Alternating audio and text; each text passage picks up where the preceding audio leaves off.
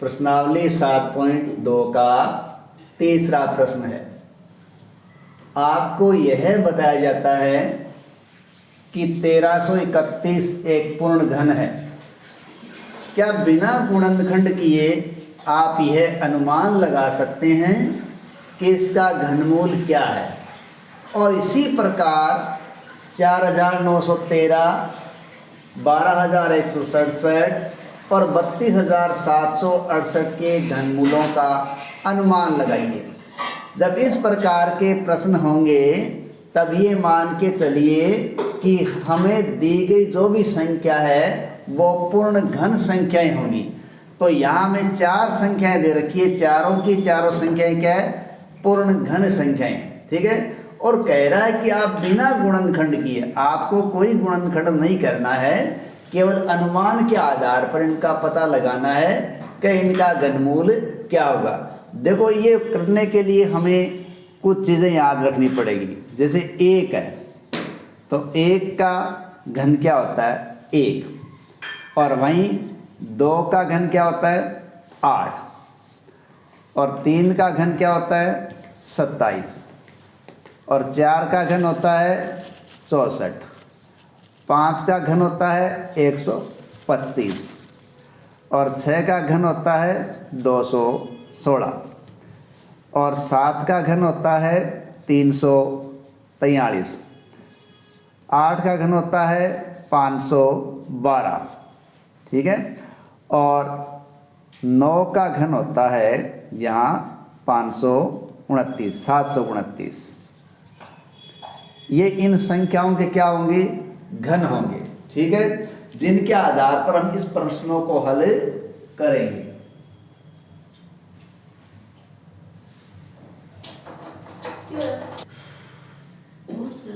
तो इस प्रकार से ये हमने लिख दिए घन। इसके आधार पर हम इन प्रश्नों को आसानी से हल कर सकते हैं। देखिए, हमें पहली जो संख्या दी गई है वो है 1331। ठीक है। और हमें क्या करना है कि इन संख्या को हमें 3 अंकों का जोड़ा बनाना है। जैसे ये दाईं तरफ से लाएंगे, ये बन गया 331 और ये रह गया 1। ठीक है। अब ये जो संख्या दी गई है इसका इकाई अंक क्या है? 1 है। और हम इधर देखते हैं कि यदि 1 का घन करेंगे तो इकाई अंक क्या आएगा? 1 आएगा। तो यहाँ क्या लिखेंगे? यहाँ लिखेंगे हम दी गई संख्या के घनमूल का, ठीक है, घनमूल पूछा गया है, घनमूल का इकाई अंक 1 होगा। इकाई अंक 1 होगा। अब ऐसा क्यों होगा? क्योंकि इकाई अंक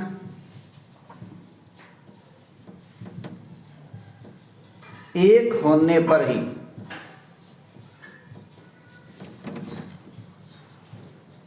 घन में इकाई का अंक 1 प्राप्त होता है।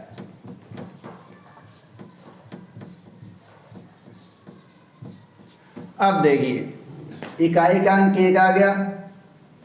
अब हमने 3 अंकों का समूह बनाया, तो 3 अंकों को छोड़कर आगे देखें, या हम ये भी कह सकते हैं कि दाहिनी तरफ से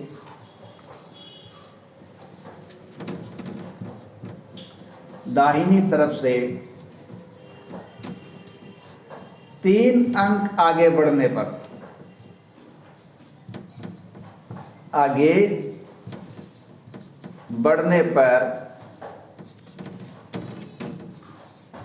अंक 1 प्राप्त होता है। ठीक है, क्या प्राप्त होता है? अंक 1 प्राप्त होता है, जो कि 1 के घनमूल में ही प्राप्त होता है। अतः दी गई संख्या का घनमूल का दहाई अंक भी 1 होगा। अतः दी गई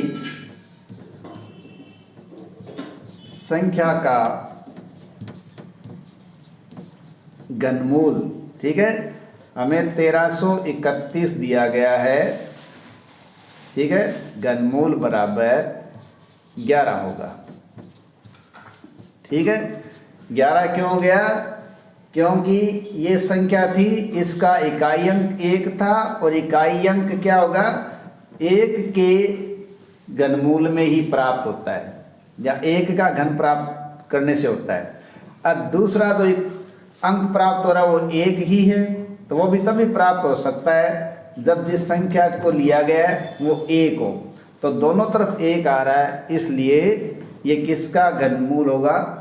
ये जो संख्या है वो 11 का घन है, या यूँ कहें कि 1331 का घनमूल 11 होगा। ठीक है, अब देखिए अपने पास संख्या दूसरी क्या है। दूसरी अपने पास संख्या दी गई है 4913। क्या है? 4913। उसमें भी क्या करेंगे? अपन जोड़ा बनाएंगे, पीछे से 3 अंकों का जोड़ा बना लेते हैं। ठीक है, और मैं दोबारा इस चीज़ को नए लिखकर इसी मीटर के हिसाब से इसको बता रहा हूँ। ठीक है, अब यहाँ देखिए जोड़ा बनाया तो इस संख्या का इकाई अंक क्या है? 3 है।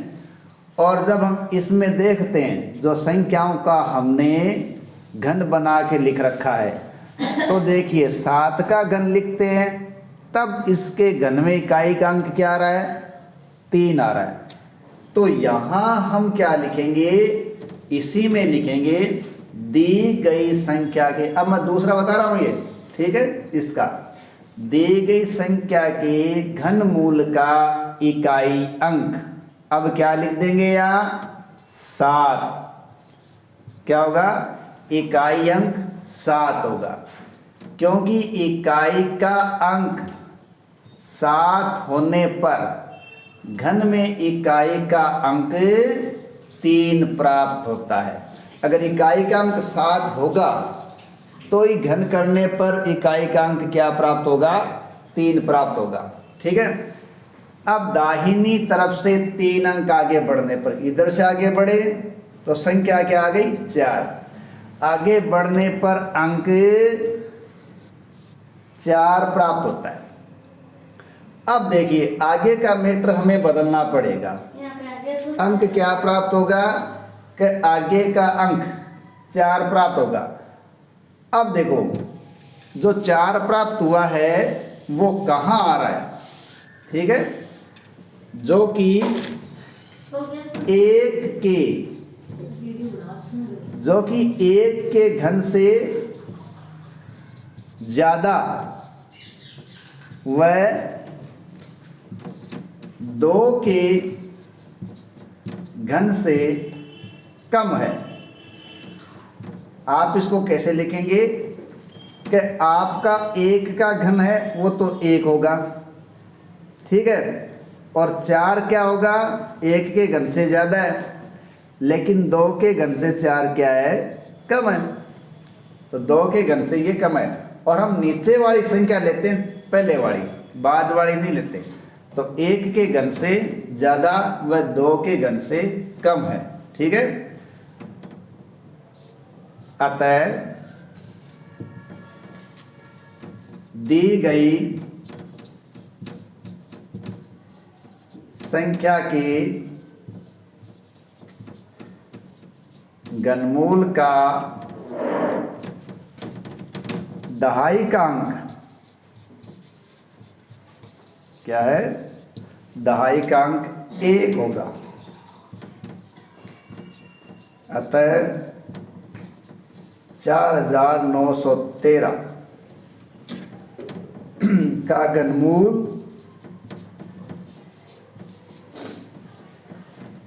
तो पहले तो हमने क्या लिखा था 7 और अब लिखा है हमने 1, क्या होगा 17 होगा।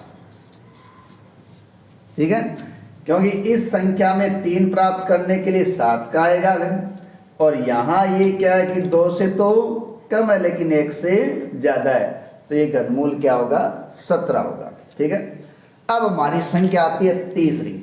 ठीक है, और तीसरी संख्या हमारे पास देखिए क्या है। तीसरी संख्या हमारे पास है 12167।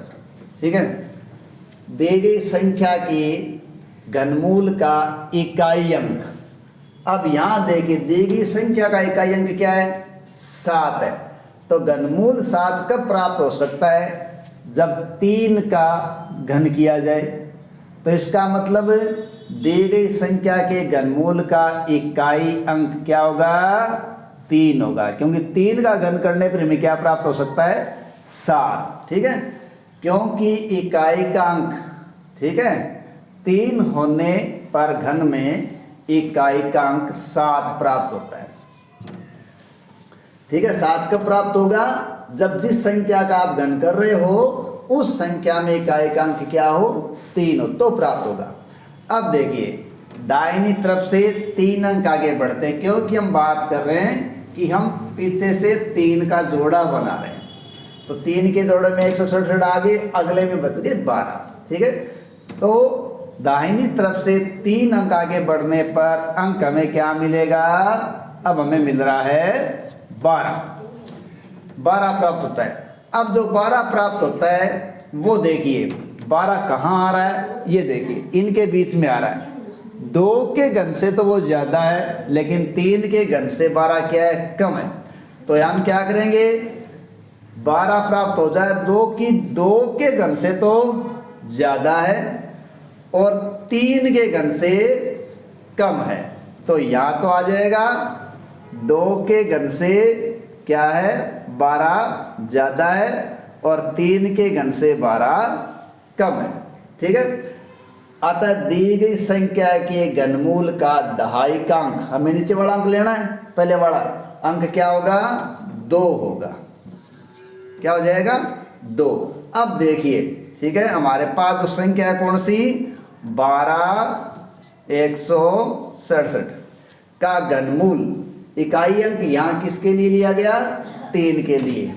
ठीक है, तो ये तो आ गया 3 और दाई का अंक 12 से कम के लिए हम क्या ले रहे हैं 2, तो घनमूल क्या होगा 23 होगा। ठीक है, इस प्रकार इस संख्या का घनमूल 23 है। और इसी प्रकार अपनी चौथी और अंतिम संख्या आ रही है वो है 32768। ठीक है, और ये 3 अंक का जोड़ा बन गया, ये दूसरा जोड़ा बन गया। ठीक है, आपको इसी पैटर्न को याद रखना है और इसी पैटर्न के अंदर आप अंक बदलते जाएंगे और ये भाषा इस्तेमाल हो जाएगी। अब देखिए इकाई का अंक यहाँ क्या है 8 है, और आप देख रहे हो इकाई का अंक 8 तब ही आ सकता है जब किसका घन किया जाए 2 का। ठीक है, तो इसका घनमूल करेंगे तो क्या जाएगा 2। तो यहाँ देखिए दी गई संख्या के घनमूल का इकाई अंक क्या होगा 2। क्यों, क्योंकि 2 का घन करने पर ही 8 प्राप्त हो सकता है, क्योंकि इकाई का अंक ठीक है 2 होने पर घन में क्या प्राप्त हो सकता है 8 प्राप्त होता है। तो पहला अंक हमारे पास क्या आ गया 2 आ गया। दाहिनी तरफ से 3 अंक आगे बढ़ने पर अंक 32 प्राप्त होता है। अब हमें क्या मिल गया 32 मिल गया। ठीक है, अब जो 32 है वो देखिए कहाँ आ रहा है 32 देखिए यहाँ आ रहा है। ठीक है, 3 का जब हम घन करेंगे तो आता है 27, 4 का करेंगे तो 64, हमारे पास आ रहा है 32। अब 32 है वो 3 के घन से तो क्या है, ज़्यादा है, और 4 के घन से क्या है, कम है। ठीक है, तो यहाँ हम क्या कर देंगे, 3 का घन दिखा देंगे, यहाँ 32 बता देंगे और यहाँ 4 का घन बता देंगे।